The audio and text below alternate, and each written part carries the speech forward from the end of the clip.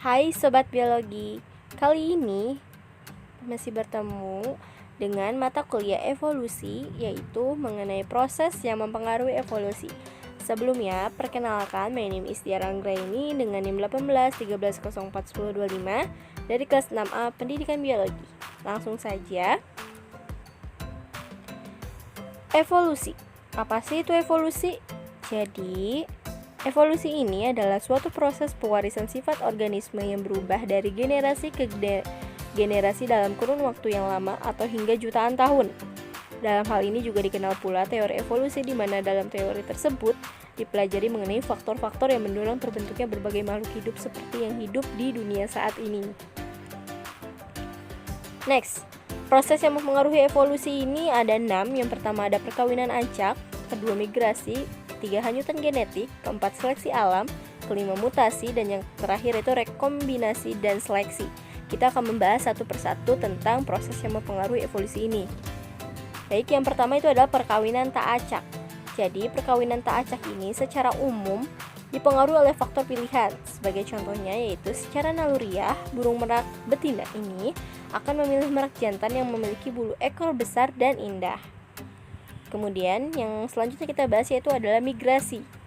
Ketika individu meninggalkan populasi atau emigrasi, maka ia akan membawa alel keluar. Begitupun sebaliknya. Hal ini yang kemudian akan berpotensi menghasilkan alel baru. Pergerakan alel antar populasi inilah yang disebut sebagai alel gen. Artinya, migrasi menyebabkan terjadinya variasi sifat dalam populasi. Contohnya seperti kelelawar yang berimigrasi. Selanjutnya itu ada hanyutan genetik.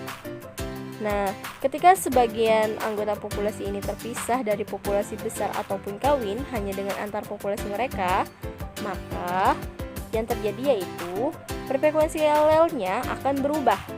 Nah, perubahan dari frekuensi alel ini mengakibatkan adanya populasi kecil yang memisah dari populasi besar. Itulah yang disebut sebagai hanyutan genetik, seperti itu. Kemudian selanjutnya itu ada seleksi alam.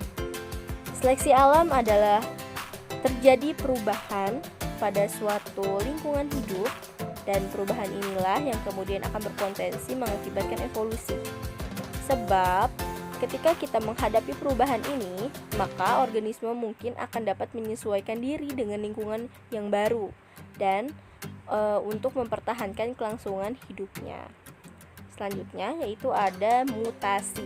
Nah, mutasi ini apa sih? Jadi, mutasi ini menjadi bahan mentah evolusi karena untuk bisa bertahan dari seleksi alam, maka populasi ini harus memiliki variasi genetik yang tinggi. Dengan adanya mutasi ini, maka dapat dibentuk spesies baru yang adaptif dan memiliki peningkatan daya fertilitas dan viabilitas, seperti itu. Dan yang terakhir itu ada rekombinasi dan seleksi. Bagian paling penting dari mekanisme evolusi ini adalah adanya rekombinasi gen, di mana rekombinasi bisa terjadi melalui perkawinan, sehingga reproduksi seksual menjadi faktor penting dalam sebuah proses evolusi. Thank you for watching. Jangan lupa like, comment, and subscribe. Dadah, sampai ketemu di video-video selanjutnya.